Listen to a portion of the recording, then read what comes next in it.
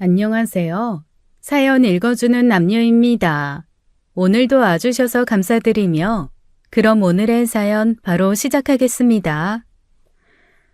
저는 결혼한 지 1년이 된 직장인이었습니다. 평범한 일상을 살고 있었어요. 아니, 평범해 보이는 일상이었죠.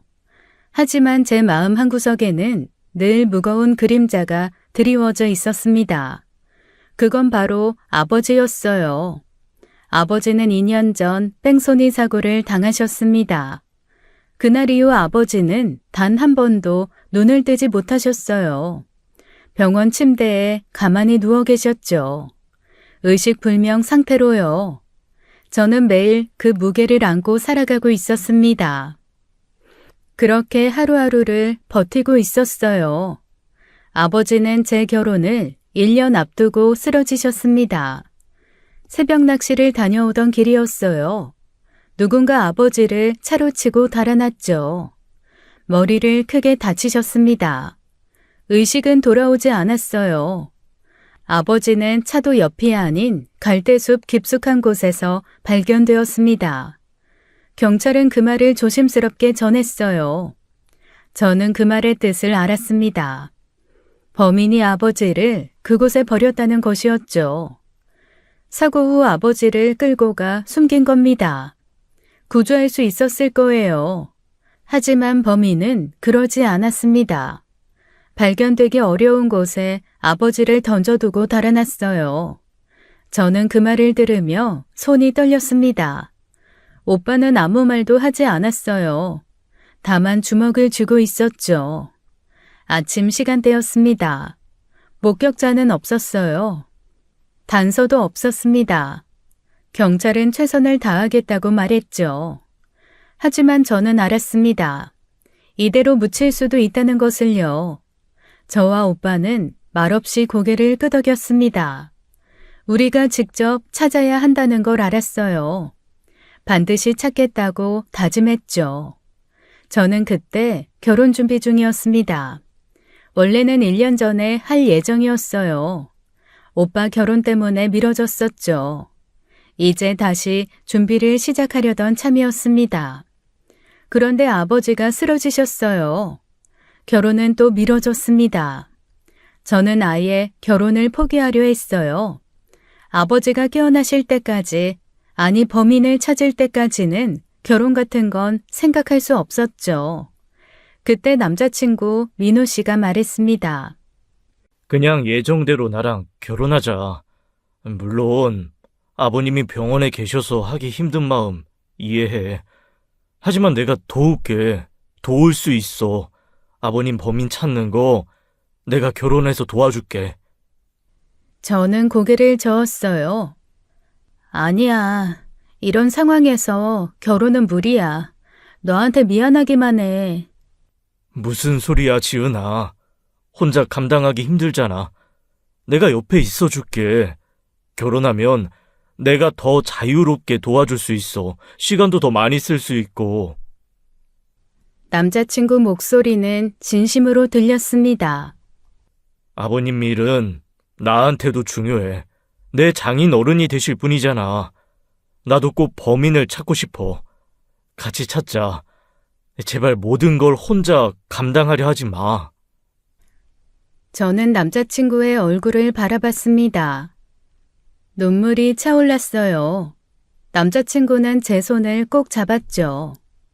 힘들 때 옆에 있는 사람이 되고 싶어. 그게 나한테는 당연한 일이야. 결혼하자. 같이 아버님 범인 찾자. 꼭 찾을 거야. 저는 울음을 참지 못했습니다.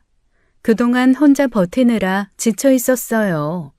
오빠도 힘들어했고 저도 한계였죠. 그런데 이 사람이 함께하겠다고 했습니다. 적극적으로 돕겠다고 했어요. 진심이 느껴졌습니다. 저는 고개를 끄덕였어요. 그와 결혼하기로 했죠.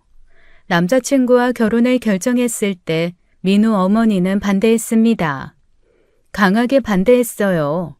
민우가 전화로 말했죠.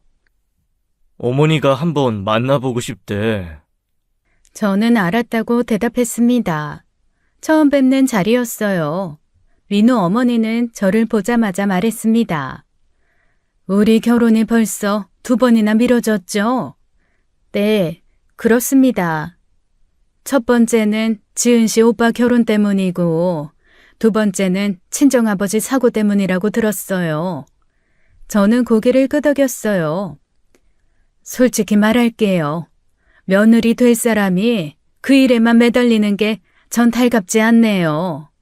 결혼하면 우리 집 일도 신경 써야 하는데 친정 일에만 매달려 있으면 어떡해요? 민우 어머니의 목소리는 차가웠습니다. 아버님 일이 안타깝기는 한데 그렇다고 며느리가 그것만 붙잡고 있으면 우리 아들은 뭐가 돼요? 결혼 생활을 제대로 할 수 있겠어요? 저는 입술을 깨물었어요. 제가 할 일은 다 하겠습니다. 걱정 안 하셔도 됩니다. 말은 그렇게 하지. 근데 지금도 그 일에 매달려 있잖아요. 결혼하면 더하면 더했지 덜하지는 않을 거 아니에요. 난 이 결혼 반대예요. 어머니, 그런 모든 게 결혼 생활의 일부예요. 네 일, 내 일이 어디 있어요, 부부끼리. 제가 도와줄 거예요. 지은이 혼자 하는 게 아니라 저도 같이 할 거고요. 그래서 더 반대하는 거야. 너까지 그 일에 매달리면 어떡하니? 너는 직장도 다녀야 하고 결혼하면 아이도 준비를 해야 하는데 난 찬성 못해. 이 결혼 안 돼. 첫 만남은 그렇게 끝났습니다. 저는 무거운 발걸음으로 집에 돌아왔어요. 남자친구는 그날 이후 어머니를 설득했습니다. 혼자서요. 저는 다시 부르지 않는 이상 갈 수 없었죠. 남자친구는 어머니를 설득했어요. 1달이 지나고 2달이 지나고 3달이 지났습니다. 저는 남자친구가 고마웠지만 미안하기도 했어요. 3달째 되던 날 남자친구가 전화를 했습니다. 지은아, 어머니가 다시 만나보고 싶대. 저는 가슴이 철렁했어요. 혹시 다시 반대하시려는 건 아닐까 두려웠죠. 거절하시는 거 아니야? 아니야, 이번엔 다를 거야. 내가 느낌이 와. 다시 민우 어머니를 만났습니다.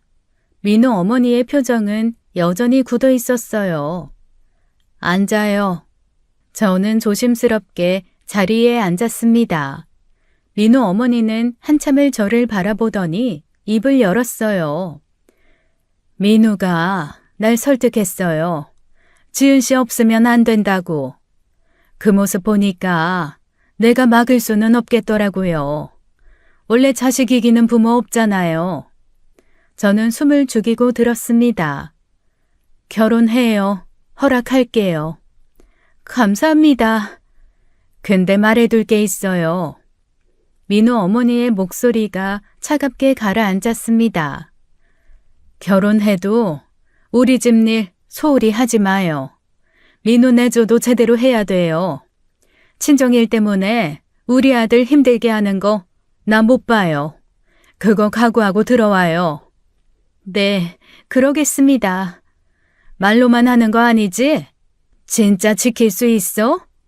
네, 꼭 지키겠습니다. 민우 어머니는 더 이상 말하지 않았어요.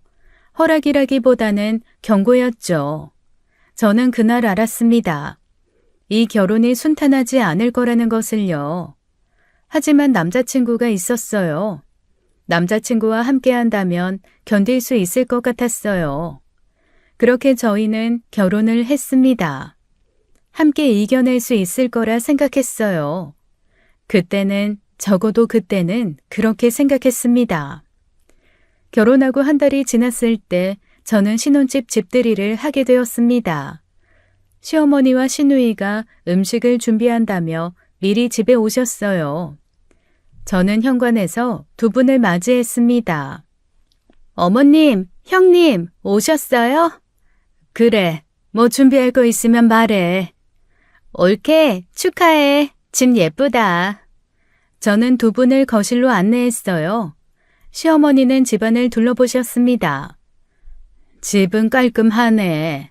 그나저나 방은 몇 개야? 방 3개 있어요. 안방이랑 작은 방 2개요. 작은 방은 뭐 하는데야? 하나는 손님방이고 하나는 제가 서재로 쓰고 있어요. 시어머니는 말없이 고개를 끄덕이셨습니다. 하지만 눈빛이 예사롭지 않았어요. 서재? 한번 봐도 돼? 저는 순간 가슴이 철렁했습니다. 서재에는 아버지 사고 관련 자료들이 그대로 있었거든요. 아, 거긴 좀 어질러져 있어서. 괜찮아. 그냥 한번 볼게. 시어머니는 이미 서재 쪽으로 걸어가고 계셨어요. 저는 급하게 뒤따라갔습니다. 문을 여는 순간 시어머니의 얼굴이 굳었습니다. 책상 위에는 사고 관련 문서들이 쌓여 있었어요. 벽에는 사진들과 포스트잇이 가득 붙어 있었습니다. 시어머니는 한참을 그 광경을 바라보셨어요. 그리고 천천히 고개를 돌려 저를 보셨죠. 너 이러고 살면 집안일은 제대로 하겠냐? 저는 당황해서 서류들을 급하게 정리하기 시작했습니다. 어머님, 이건 제가 짬시간 이용해서 하는 거예요. 집안일은 다 하고 있어요. 짬시간? 신혼인데 이런데 시간을 쓰고 있어? 시어머니의 목소리가 차갑게 식었습니다. 결혼하면 달라질 줄 알았는데 여전히 이 일에 매달려 있네. 내가 뭐라고 했어? 네가 해야 할 일에 소홀히 하지 말라고 했지? 며느리로서, 아내로서.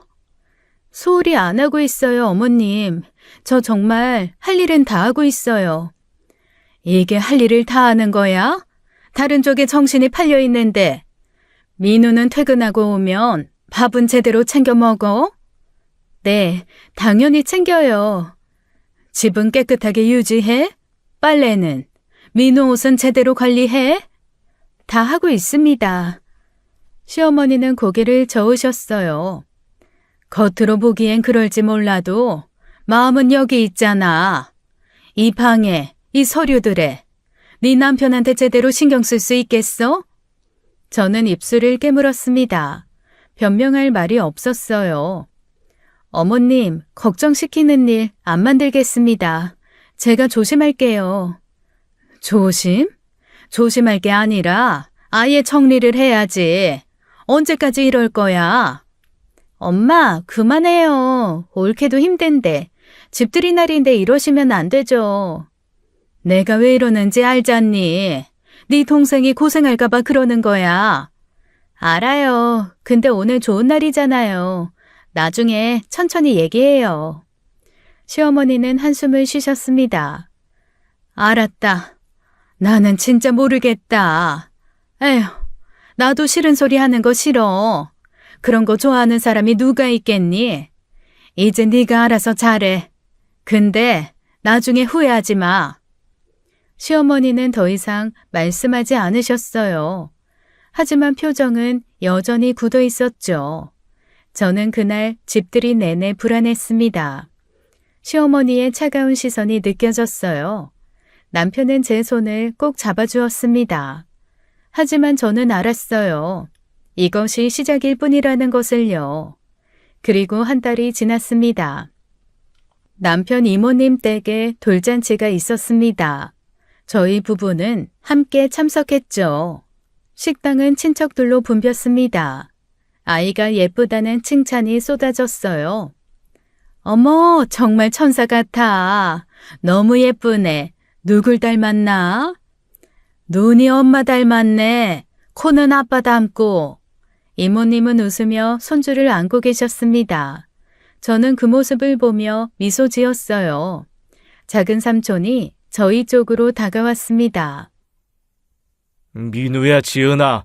너희도 어서 예쁜 아이 낳아야지. 언제 소식 들려줄 거야?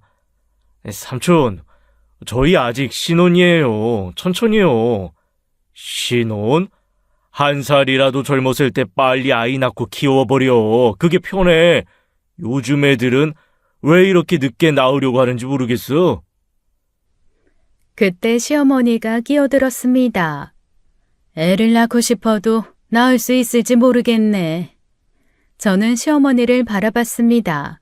시어머니의 목소리에는 냉기가 서려 있었어요. 누나, 무슨 소리야? 둘 다 젊은데. 젊은 게 문제가 아니라 며느리가 다른데 신경이 가 있어서. 친척들의 시선이 저에게 쏠렸습니다. 저는 얼굴이 뜨거워졌어요. 무슨 일인데? 시어머니는 한숨을 쉬었습니다.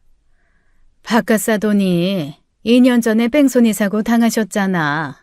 의식불명이시고. 그래서 우리 며느리가 범인 찾는다고 그 일에만 매달려 있어. 친척들 사이에서 웅성거림이 일었습니다. 아이고, 그런 일이 있었어? 신혼인데도 집에 서재 꾸며놓고 거기서 뺑소니 자료나 정리하고 그래요. 이러니 민우가 언제 아이를 볼 수 있을지 모르겠어요. 저는 입술을 깨물었습니다. 시어머니는 마치 가십거리를 떠벌리듯 말하고 계셨어요. 어머, 그래도 아버지 일인데 당연히 신경 쓰이지. 언니가 이해해줘야지. 이해는 하지. 근데 결혼했으면 이제 가정에 신경 써야 하는 거 아니니? 우리 집 일도 있고 민우 일도 있는데 그것만 붙잡고 있으면 어떡해. 자고로 며느리가 친정일에만 매달리면 자연히 시댁은 소홀해지는 법이다. 엄마도 참. 아니, 그래도 아버지가 의식불명이신데 가만히 있을 수는 없잖아. 친척들은 둘로 나뉘었습니다.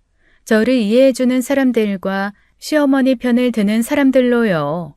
저는 그 자리에 앉아 있을 수가 없었습니다. 하지만 일어날 수도 없었어요. 경찰이 찾아준다는데 왜 그렇게 혼자 집착을 하는지 모르겠어.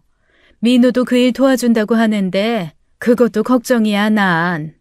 둘이 그 일에만 매달리면 집안은 누가 챙겨? 저는 손을 꽉 쥐었습니다. 손톱이 손바닥에 박혔어요. 남편이 제 손을 잡았습니다. 저는 그제야 숨을 쉬었어요. 그래도 새색 씨한테 너무 그러지 말거라. 다 각자 사정이 있는 거야.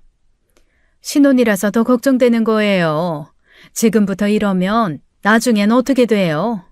저는 더 이상 듣고 싶지 않았습니다. 친척들 앞에서 망신을 당한 기분이었어요. 저는 고개를 숙이고 참았어요. 돌잔치가 끝났습니다. 저희는 차에 올랐어요. 집으로 돌아가는 길 남편이 입을 열었습니다. 지은아, 미안해.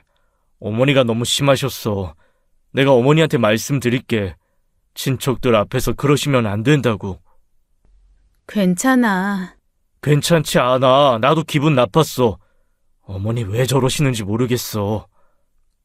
저는 창밖을 바라봤습니다. 눈물이 날 것 같았어요. 나 때문에 미안해. 무슨 소리야. 네 잘못 아니야. 저는 더 이상 말하지 않았습니다. 창밖 풍경만 바라봤어요. 남편의 위로도 소용없었죠. 일주일이 지났습니다. 친정 오빠에게서 전화가 왔어요. 지은아, 나 좀 급하게 만나자. 중요한 거 발견했어. 저는 가슴이 뛰었습니다. 오빠의 목소리에 긴장감이 실려 있었어요. 오빠와 카페에서 만났습니다. 오빠는 노트북을 꺼냈어요. 주유소 CCTV야. 아버지 사고 현장 근방에 있는 거. 다행히 삭제 안 되고 백업을 해뒀더라고. 사정사정해서 겨우 얻었어. 저는 화면을 들여다봤습니다. 흐릿한 영상이 재생되고 있었어요. 이 시간대 봐. 사고 시점이랑 딱 맞아. 화면 속에 SUV 한 대가 지나갔습니다. 이게 범인 차일 수도 있다는 거야? 가능성이 커. 시간대도 맞고 방향도 맞아. 근데 문제는 오빠가 한숨을 쉬었습니다. 화질이 너무 안 좋아. 번호판도 안 보이고 차량이 사거리에서 어느 쪽으로 갔는지도 정확히 모르겠어. 내가 나름 프로그램을 써서 화질을 개선해봐도 잘 안 보이더라고. 그럼 어떻게 해? 알아보니까 국가수 출신의 전문 분석팀이 있더라고. 최신 장비를 이용해서 CCTV 분석해준대. 그곳에 의뢰해볼까 해. CCTV를 3D로 구현해서 차량 속도랑 방향까지도 분석할 수 있대. 저는 희망이 보이는 것 같았습니다. 그럼 빨리 의뢰하자. 비용은 얼마야? 오빠는 말을 아꼈습니다. 오빠! 2천만 원. 저는 숨이 막혔어요. 나도 놀랐어. 근데 3D 분석이 워낙 고난이도 작업이라 그렇대. 이 정도 비용은 각오해야 한다고. 2천만 원?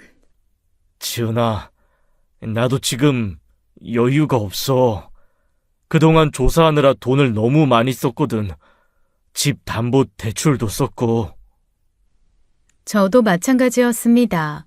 신혼집 구하는데 돈을 많이 썼어요. 미안해. 내가 오빠인데도 이런 말밖에 못해서.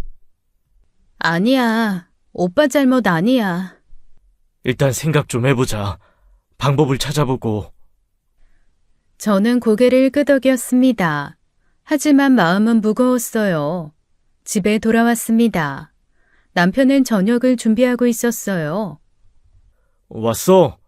형님이 뭐래? 저는 입을 떼기가 어려웠습니다. 하지만 말해야 했어요. 오빠가 단서를 찾았어. 남편이 손을 멈추고 저를 바라봤습니다. 정말? 무슨 단서? 주유소 CCTV에 SUV가 찍혔어. 사고 시간대랑 딱 맞아. 진짜? 아이, 그거 좋은 소식이네. 그럼 이제 차 주인 찾을 수 있는 거 아니야? 그게 화질이 안 좋아서 전문 분석팀에 맡겨야 한대. 맡기면 되잖아. 왜 그래? 비용은 얼마래? 저는 숨을 깊이 들이마셨습니다. 2천만 원. 남편의 표정이 굳었습니다. 미안해. 2년 만에 찾은 유의미한 단서인데 오빠도 지금 여유가 없고 나도 그래.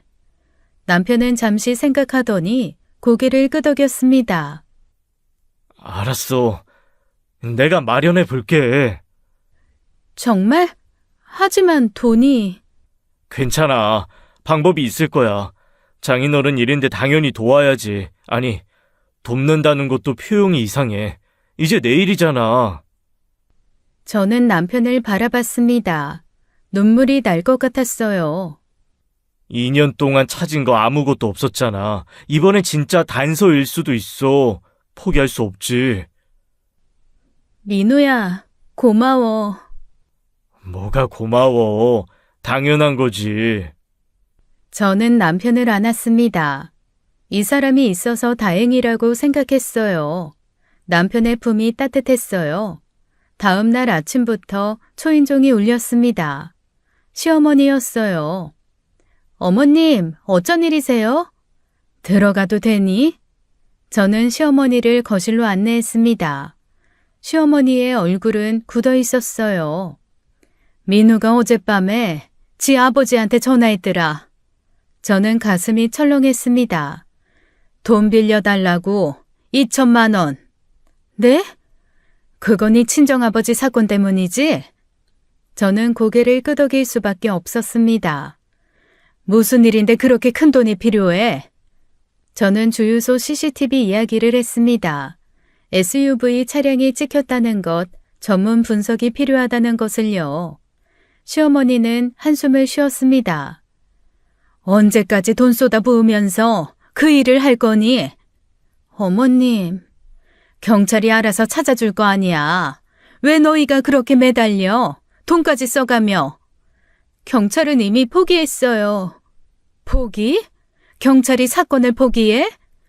단서가 없으니까요. 목격자도 없고 CCTV도 없고 그래서 미제 사건으로 남을 거래요. 시어머니는 말이 없었습니다. 그래도 그만해야지. 이제 그만 놓고 네 삶을 정상적으로 살아. 결혼했으면 가정에 충실해야지. 저는 눈물이 차올랐습니다. 어머님, 병원에서 아버지 산소호흡기 떼야 한다고 했어요. 시어머니의 표정이 변했습니다.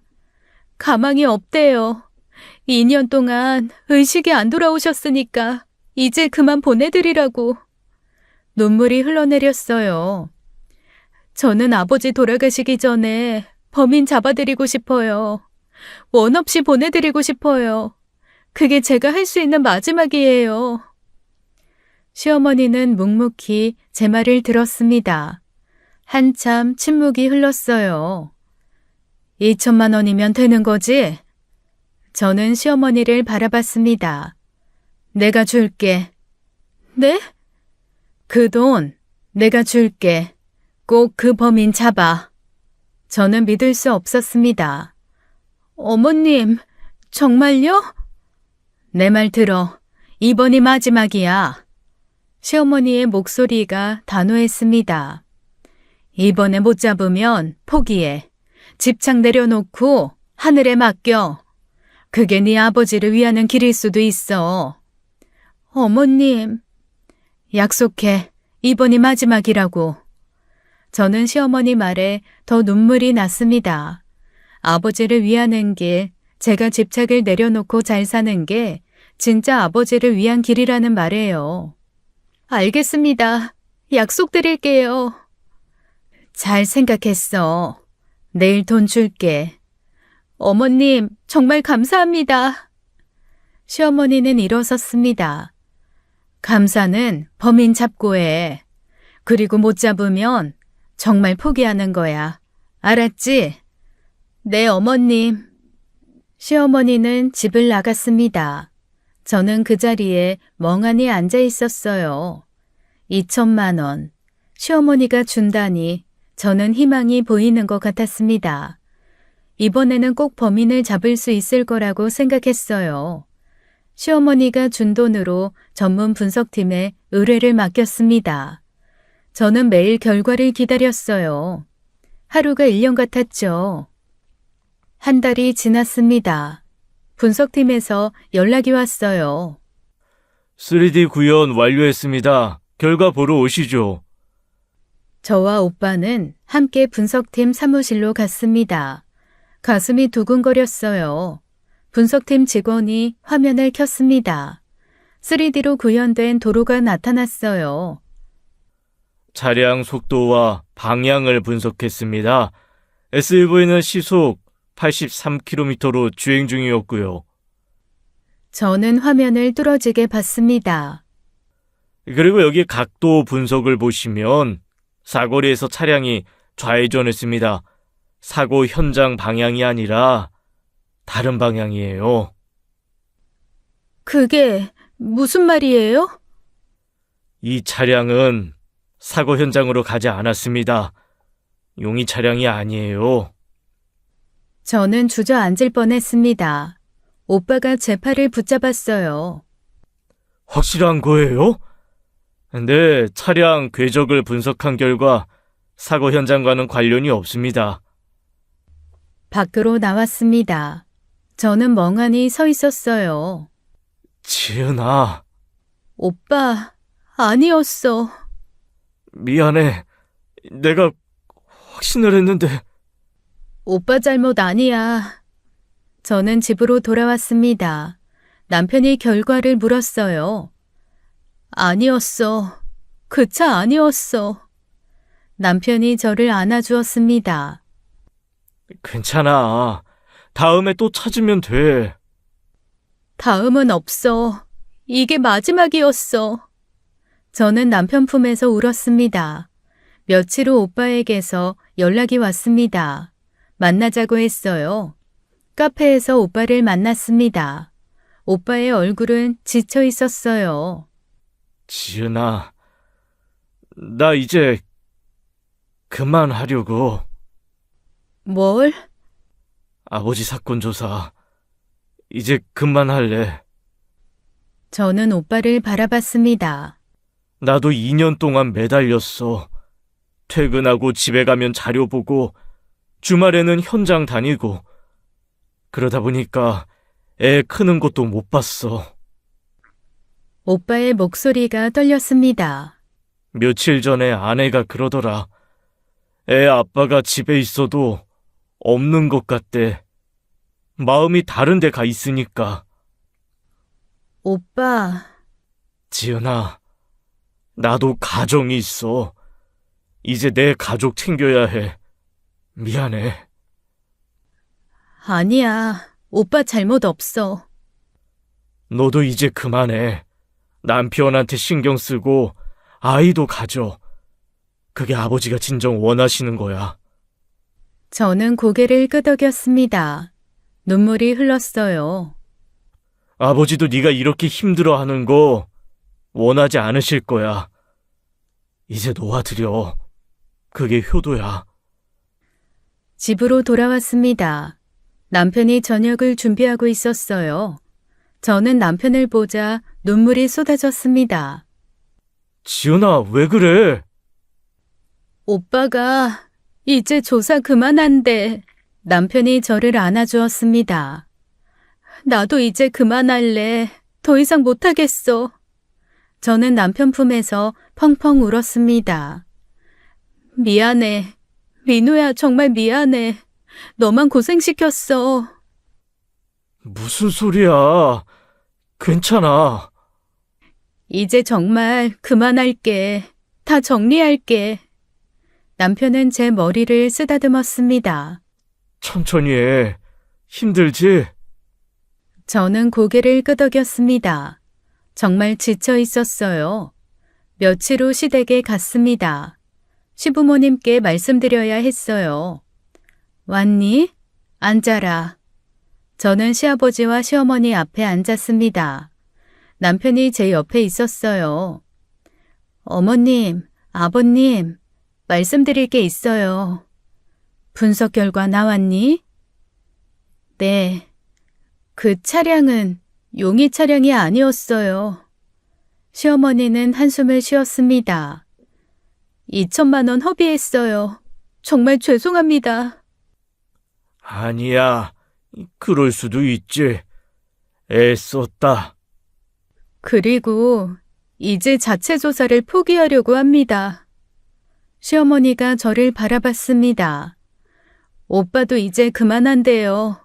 저도 더 이상은 못하겠어요. 잘 생각했어. 2년 동안 고생 많았다. 그래, 이제 네 인생 살아. 남편도 있고 앞으로 아이도 낳아야 하는데. 네가 잘 사는 모습 보이는 게 친정 아버지가 진짜 원하시는 거야. 그게 효도지. 맞아. 아버지도 하늘에서 너 이렇게 힘들어하는 거 원치 않으실 거야. 저는 눈물이 났습니다. 감사합니다. 그동안 돈도 빌려주시고. 됐어. 이제 그런 얘기 하지 마. 앞으로 잘하면 돼. 민우 잘 챙겨주고 집안일도 잘하고 그러면 돼. 네, 그렇게 하겠습니다. 시어머니가 제 손을 잡았습니다. 힘들었지? 이제 놓아. 편해질 거야. 저는 고개를 끄덕였습니다. 따뜻한 위로였어요. 집으로 돌아왔습니다. 저는 서재 문을 열었어요. 책상 위 서류들이 보였습니다. 벽에 붙은 지도와 포스트잇들도요. 저는 하나씩 떼어내기 시작했어요. 2년간 모은 자료들이었어요. 남편이 문을 열고 들어왔습니다. 지은아, 괜찮아? 응, 이제 정리해야지. 천천히 해도 돼. 아니야, 빨리 하고 싶어. 저는 계속 포스트잇을 떼어냈습니다. 지도도 접었어요. 서류들도 박스에 담았습니다. 정말 괜찮은 거야? 응, 경찰한테 맡길 거야. 나는 이제 잘 살아볼게. 남편이 제 어깨를 안아주었습니다. 고생했어. 정말 많이. 민우야, 앞으로 잘할게. 미안했어. 무슨 소리야. 미안할 거 없어. 저는 모든 자료를 정리했습니다. 깨끗해진 벽을 바라봤어요. 텅 빈 책상도요. 이제 끝이구나. 밤이 깊었습니다. 남편은 먼저 잠자리에 들었어요. 저는 컴퓨터 앞에 앉았습니다. 그동안 모은 영상 파일들이 보였어요.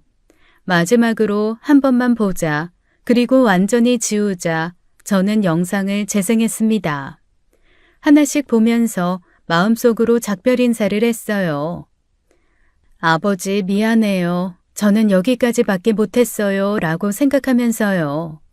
그렇게 영상을 보던 중이었습니다. 현장 근처 CCTV 영상이었어요. 저는 화면을 멈췄습니다.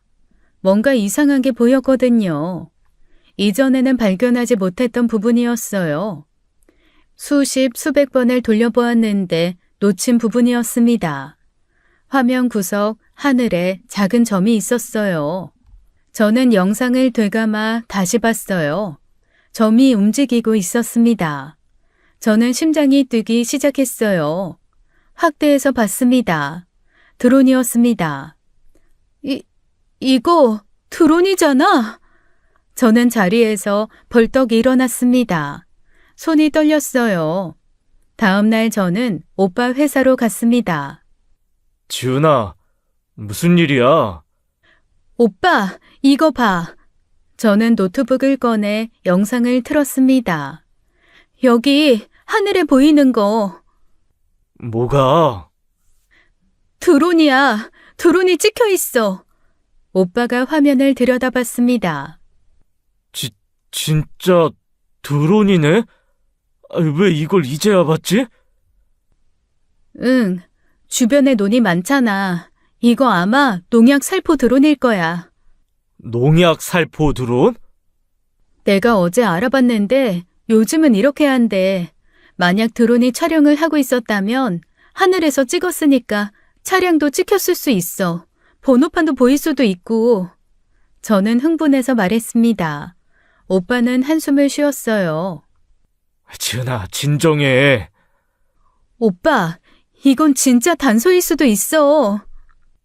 정리하기로 했잖아. 왜 다시 이러는 거야? 하지만 지은아, 그게 농약 살포 드론일 확률도 낮아. 그냥 취미로 날리는 드론일 수도 있고, 확인해보면 알 수 있잖아. 설령 농약 살포 드론이라고 해도 그런 드론은 보통 영상 촬영 안 해. 그냥 농약만 뿌리는 거야. 그래도 혹시 모르잖아. 만약 촬영을 했다고 해도 2년 전 영상을 아직 가지고 있을 것 같아? 다 지웠을 거야. 저는 입술을 깨물었습니다. 지은아, 사건 장면이 거기 찍혀 있을 확률은 로또 맞을 확률보다 낮아. 아니, 그것보다도 더 낮을 거야. 그래도 한 번만 찾아보자. 드론 주인 찾아서 물어보기라도 하자. 오빠는 고개를 저었습니다. 지은아, 이제 그만해. 정리하기로 했잖아. 오빠, 너 요즘 좀 나아진 것 같았는데 다시 이러면 안 돼. 오빠가 제 손을 잡았습니다. 지은아, 제발 이제 그만하자. 놓아줘. 아버지도 이 일도. 이런 거 작은 거에 희망 걸다 보면 끝이 없어. 저는 오빠를 바라봤습니다. 오빠의 눈에는 걱정이 가득했어요. 민우한테도 미안하잖아. 너희 시부모님한테도. 이제 그만하고 네 인생 살아. 오빠, 약속했잖아. 포기하기로. 저는 고개를 숙였습니다. 집에 가서 쉬어. 알았지? 응. 오빠는 제 어깨를 두드렸습니다. 그리고 회사로 돌아갔어요. 저는 혼자 남았습니다. 노트북 화면 속 드론을 바라봤어요. 집으로 돌아왔습니다. 저는 소파에 앉아 생각했어요. 오빠 말이 맞았습니다. 확률은 너무 낮았어요. 며칠이 지났습니다. 저는 드론 영상을 계속 들여다봤어요. 남편은 제가 정리했다고 생각했습니다. 저도 그러려고 했어요. 하지만 자꾸만 그 드론이 신경 쓰였습니다. 일주일이 지났어요. 저는 결심했어요. 한 번만 확인해보자. 그래도 안 되면 진짜 포기하자. 저는 차를 끌고 그 지역으로 갔습니다. 사고 현장 근처였어요. 주변에는 논이 펼쳐져 있었습니다. 저는 논 주인을 찾아다녔어요. 한 할아버지가 논두렁에 앉아 계셨습니다. 저기 실례합니다. 어이, 누구신가? 혹시 2년 전에 여기 드론으로 농약 뿌린 적 있으세요? 드론, 있지. 요즘은 다 그 드론으로 하지. 저는 가슴이 뛰었습니다. 그 드론 주인 혹시 아세요? 알지. 아이, 근데 왜? 저는 상황을 설명했습니다. 아버지 사고 이야기, 드론이 찍힌 이야기를요. 할아버지는 고개를 끄덕였습니다. 그런 일이 있었구만. 잠깐만 기다려봐. 할아버지가 전화번호를 알려주었습니다. 드론으로 농약을 살포하는 청년이라고 했어요. 저는 그 자리에서 전화를 걸었습니다. 여보세요? 혹시 이 지역에서 드론으로 농약 살포하시는 분이세요? 네, 맞습니다. 무슨 일이세요? 만나서 얘기 좀 할 수 있을까요? 급한 일이에요. 지금요? 어디에 계세요? 저는 위치를 말했습니다. 마침 그곳이 집 근처라고 하더군요. 30분 후 청년이 도착했어요. 안녕하세요. 제가 드론 살포 일하는 최동훈입니다. 안녕하세요. 갑자기 연락드려서 죄송해요. 괜찮습니다. 무슨 일이신지. 저는 다시 설명했습니다. 아버지 사고 CCTV에 찍힌 드론. 혹시 영상이 있을까 하는 기대까지요. 아, 그런 일이 있으셨군요. 혹시 드론으로 영상 촬영도 하시나요? 네, 항상 해요. 저는 숨을 멈췄습니다. 농약 제대로 뿌린 증거를 남겨야 하거든요. 나중에 항의 들어올 때 대비해서요. 할아버지들이 하도 꼼꼼하셔서. 그럼 2년 전 영상도 혹시 2년 전이요? 글쎄요. 외장하드에 백업해놨는데 그건 찾아봐야 알 것 같아요. 저는 손을 모았습니다. 부탁드려요. 꼭 좀 찾아주세요. 알겠습니다. 집에 가서 찾아볼게요. 있으면 연락드릴게요. 정말 감사합니다. 근데 2년 전이면 양이 엄청 많을 거예요. 찾는데 시간 좀 걸릴 것 같아요. 괜찮아요. 기다릴게요. 드론 총각은 떠났습니다. 저는 그 자리에 서서 하늘을 바라봤어요. 혹시 모른다. 이번엔 진짜일지도 모른다. 제발, 제발 저 좀 도와달라고 간절히 빌었습니다. 사흘 후 드론 총각에게서 연락이 왔습니다. 찾았어요. 2년 전 영상. 저는 뛸 듯이 기뻤습니다. 정말요? 언제 받을 수 있어요? 만나서 드릴게요. 외장 하드로 줄게요. 너무 많아서. 저는 그날 바로 만났습니다. 드론 총각이 외장 하드를 건넸어요. 해당 날짜 영상이 엄청 많아요. 하루 종일 날렸거든요. 괜찮아요. 제가 다 볼게요. 파일이 너무 많아서 제가 찾기는 힘들 것 같아요. 직접 확인하시는 게 나을 거예요. 네, 그렇게 할게요. 정말 감사합니다. 도움이 됐으면 좋겠네요. 집으로 돌아왔습니다. 저는 외장 하드를 컴퓨터에 연결했어요. 폴더를 열었습니다. 영상 파일이 수백 개였어요. 저는 한숨을 쉬었습니다. 하지만 포기할 수 없었어요. 오빠에게 알릴까 생각했습니다. 하지만 망설여졌어요. 아무것도 발견하지 못하면 또 실망시킬 것 같았습니다. 유의미한 걸 찾으면 그때 알리자. 저는 영상을 재생하기 시작했습니다. 드론이 논 위를 날아다니는 모습이 보였어요. 도로도 찍혀 있었습니다.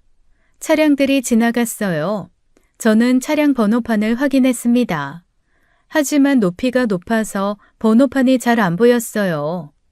차종과 색깔만 겨우 확인할 수 있었습니다. 저는 노트에 적기 시작했어요. 몇 시 어느 도로 무슨 차량.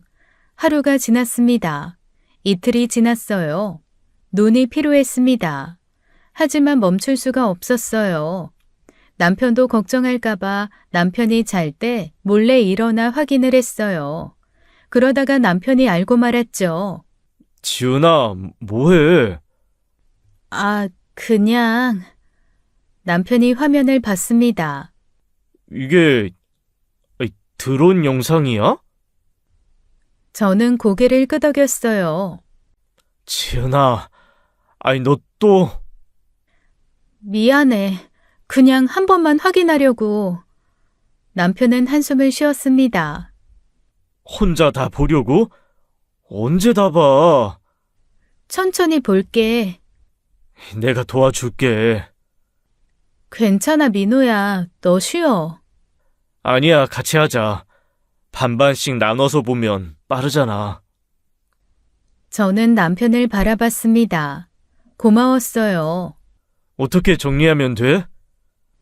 시간, 도로, 차종, 색깔 이렇게 적으면 돼. 알았어, 내가 반 할게. 저희는 영상을 반으로 나눴습니다. 각자 컴퓨터 앞에 앉아 작업했어요. 며칠이 지났습니다. 저는 수백 개의 차량을 정리했어요. 하지만 단서가 될 만한 건 없었습니다. 사고 시간대와 맞는 차량도 여러 대였지만 사고 현장으로 가는 길이 달라 특정할 수 없었어요. 남편도 작업을 끝냈습니다. 지은아, 나는 다 봤어. 뭐 찾았어? 특별한 건 없었어. 저는 고개를 떨어뜨렸습니다. 나도 없어. 그래도 다 확인은 했잖아. 이제 정말 포기할 수 있겠지? 저는 대답하지 않았습니다. 허탈했어요. 저는 다시 포기했습니다. 영상에는 아무것도 없었어요. 지은아, 이제 정말 끝이야. 알았지? 응, 알았어. 외장하드 드론 총각한테 돌려줘. 그래. 다음 날 남편은 출근했습니다. 저는 집에 혼자 남았어요.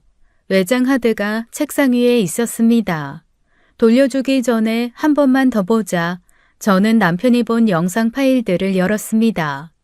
혹시 몰라 백업을 해두려고 했어요. 파일 목록이 떠올랐습니다. 영상 파일 이름과 길이가 나열되어 있었어요. 저는 무심코 화면을 봤습니다. 그런데 이상한 게 보였어요. 영상 길이가 모두 10분 30초였습니다. 10분 30초를 찍고 자동으로 나뉘어 저장되는 방식이었으니까요. 그런데 딱 한 파일만 10분 20초였습니다. 5초가 짧았어요. 저는 그 파일을 열었습니다. 영상을 재생했어요. 처음부터 끝까지 봤습니다. 다시 봤어요. 10번, 20번. 저는 뭔가 이상함을 느꼈습니다. 영상 중간에 끊기는 부분이 있었어요. 미세하게, 아주 미세하게. 저는 프레임 단위로 확인했습니다. 그리고 발견했어요. 영상이 잘려 있었습니다. 5초가 삭제되어 있었어요. 저는 숨이 멎었습니다. 누가 이 영상을 편집했을까요?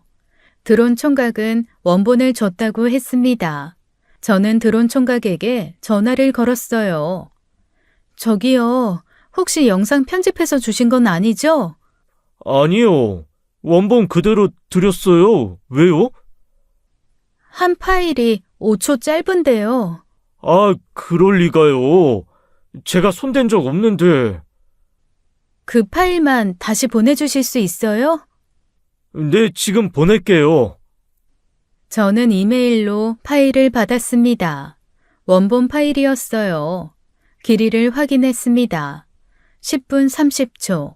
남편이 본 파일은 10분 25초. 저는 두 파일을 나란히 놓고 비교했습니다. 프레임 단위로 확인했어요. 그리고 찾았습니다. 삭제된 5초를. 저는 삭제된 부분을 재생했습니다. 드론이 도로를 비추고 있었어요. 한 차량이 지나갔습니다. SUV였어요. 저는 온몸이 얼어붙었습니다. 확대했어요. 차량 색깔, 차종이 보였어요. 번호판은 흐릿했지만 분석하면 알 수 있을지도 몰랐습니다. 이 5초를 누가 지웠을까요? 이 영상을 본 사람은 저와 남편뿐이었습니다. 저는 손이 떨렸어요. 아니야, 설마. 저는 고개를 저었습니다. 하지만 의심은 지워지지 않았어요. 저는 즉시 이전에 영상 분석을 도와준 업체에 연락을 했습니다. 5초짜리 영상인데요. 차량 번호판 분석 가능할까요? 5초요? 뭐 한번 보내주세요. 가능한지 확인 먼저 하겠습니다. 저는 삭제된 5초 영상을 보냈습니다. 차량 번호판이랑 시간, 가는 방향 분석하시는 거죠? 네, 가능한 모든 정보 부탁드려요. 일주일 정도 걸릴 것 같습니다. 알겠습니다. 저는 전화를 끊었습니다. 일주일을 기다려야 했어요. 그 일주일 동안 저는 남편 앞에서 아무렇지 않은 척을 했습니다. 드론 영상은 다 봤고 아무것도 없었다고 말했어요. 그리고 일주일이 지났습니다. 그날 시부모님이 집에 오셨어요. 문을 열었을 때 시어머니의 얼굴은 굳어 있었습니다. 들어가도 되겠니? 네, 어서 오세요. 시부모님이 거실에 앉으셨습니다. 남편도 퇴근해서 함께 있었어요. 민우한테 들었다. 또 드론 기사 찾아갔다며? 저는 남편을 봤습니다. 남편은 미안하다는 표정이었어요. 그만하기로 약속했잖아. 왜 또 그 짓을 해? 어머님, 내가 돈까지 줬는데 약속은 안 지키고 너 지금 우리 무시하는 거니? 아, 여보, 진정해. 진정이 돼요? 2천만 원이나 줬는데 또 이러고 있잖아요. 저는 숨을 깊이 들이마셨습니다. 어머님, 이번에는 의미 있는 걸 찾았어요. 또 그 소리야? 지난번에도 그랬잖아. 결국 아무것도 아니었어. 이번엔 달라요. 저는 남편을 똑바로 바라봤습니다. 민우야, 왜 5초를 삭제했어? 남편의 얼굴이 굳었습니다. 손에 들고 있던 물컵이 미세하게 흔들렸어요. 뭐? 무슨 소리야? 드론 영상, 네가 본 파일 중에 하나, 5초가 삭제되어 있더라. 아니야, 나 그런 적 없어.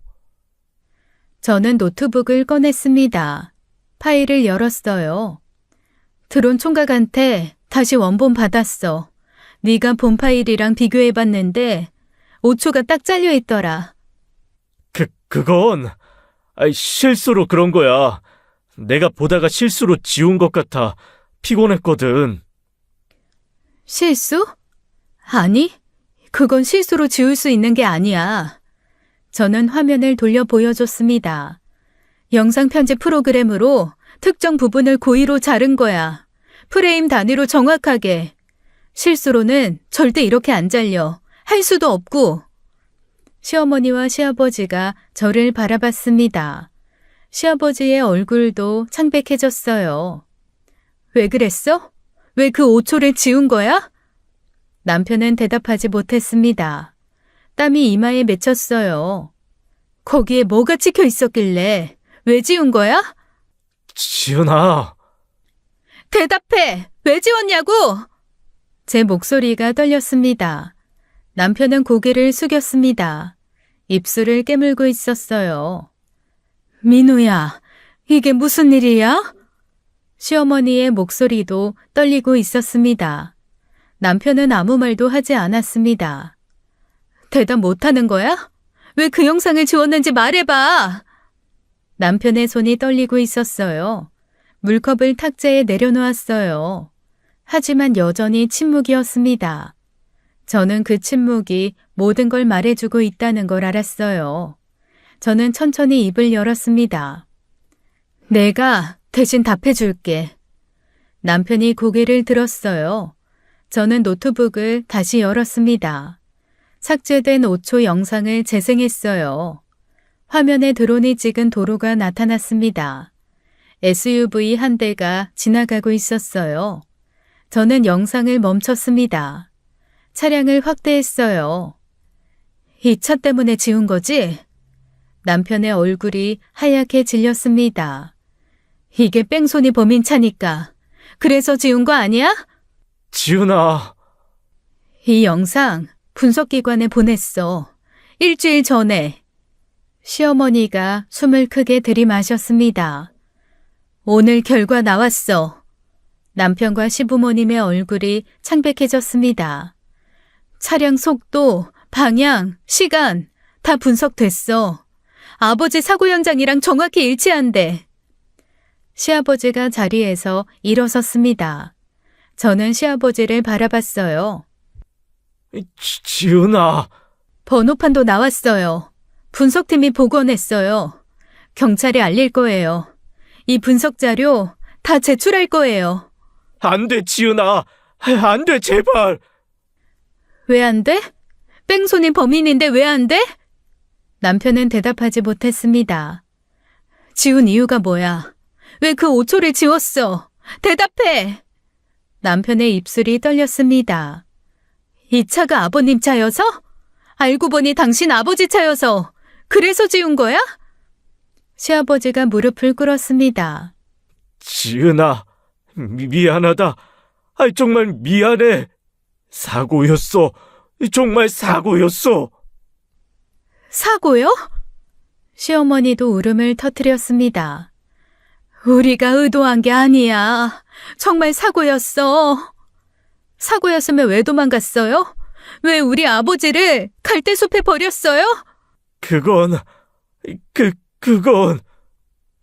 시아버지가 말을 잇지 못했습니다. 왜요? 왜 그랬어요? 무서웠어. 사람을 쳤는데 정신이 없었어.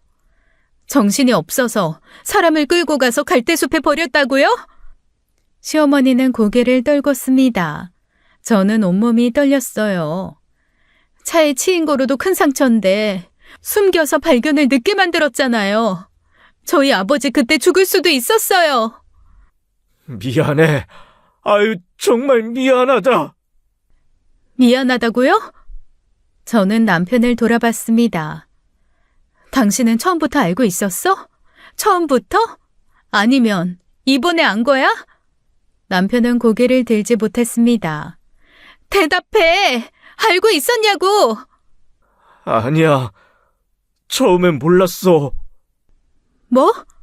드론 영상 보다가 알게 됐어. 그 차가 아버지 차랑 똑같더라고. 특이한 수입차인데 차종도 똑같고 색깔도 똑같고 그래서 아버지에게 확인해 봤는데 확인? 그날 그 시간에 어디 계셨냐고. 남편이 눈물을 흘렸습니다. 저는 숨이 멎는 것 같았어요. 지은아, 미안해. 정말 미안해. 당신이 나한테 도와주겠다고 했잖아. 범인 찾겠다고 했잖아. 근데 당신 부모님이 범인인 거 알고는 감춘 거였어? 남편은 고개를 숙였습니다. 미안해, 지은아. 정말 미안해. 하지만 어쩔 수 없었어. 내 부모님이잖아. 저는 허탈하게 웃었습니다. 그럼 우리 아빠는 뭐야? 2년 동안 의식불명으로 누워 계시는 우리 아빠는? 남편은 대답하지 못했습니다. 저는 가방을 집어들었어요. 이제 난 당신과 함께할 수 없어. 지은아, 제발 신고만 하지 마. 우리가 잘못했어. 이렇게 빌게. 보상아마, 돈도 줄게. 제발 신고만 하지 말아다오. 민우 얼굴을 봐서라도. 저는 그 말들을 뒤로하고 현관문을 열었습니다. 남편이 제 팔을 붙잡았어요. 지은아, 안 돼. 절대 안 돼. 놔! 저는 팔을 뿌리쳤습니다. 남편이 급하게 노트북으로 달려갔어요. 노트북을 열고 파일을 삭제하고 노트북을 부수기 시작했죠. 저는 그 모습을 애처롭게 바라봤습니다. 영상은 이미 다른 곳에도 있어. 남편의 손이 멈췄습니다. USB에도 저장했고 클라우드에도 올렸어. 오빠한테도 보냈고. 지은아! 거기 있는 거 지워봤자 소용없어. 남편이 저에게 달려왔습니다. 제 어깨를 붙잡았어요. 지은아, 제발. 신고하면 안 돼. 신고하지 마. 절대 신고하지 마. 저는 남편의 눈을 봤습니다. 그 눈에는 협박이 서려 있었어요. 제가 알던 남편은 이미 사라져 있었습니다. 저는 눈물이 났어요. 그때 현관문이 열렸습니다. 오빠가 들어왔어요. 지은아! 형님! 너 이 자식, 대체 무슨 짓을 한 거야? 형님, 이건 오해예요. 오해? 오해? 네 부모가 우리 아버지를 쳤다며? 그걸 알고도 숨긴 거야? 오빠가 남편의 멱살을 잡았습니다. 남편도 오빠를 밀쳤어요. 둘이 싸우기 시작했습니다. 둘은 멈추지 않았어요. 시아버지가 달려와 오빠를 붙잡았어요. 시어머니는 거실에 주저앉아 망연자실 눈물을 흘리셨죠. 저는 112에 전화를 걸었어요. 신고할 게 있어요. 얼마 후 경찰이 도착했습니다. 모두 경찰서로 연행됐어요. 무슨 일입니까? 신고하려고요. 2년 전 뺑소니 사건이요. 저희 아버지 사건이요. 경찰관이 저를 바라봤습니다. 범인을 찾았어요.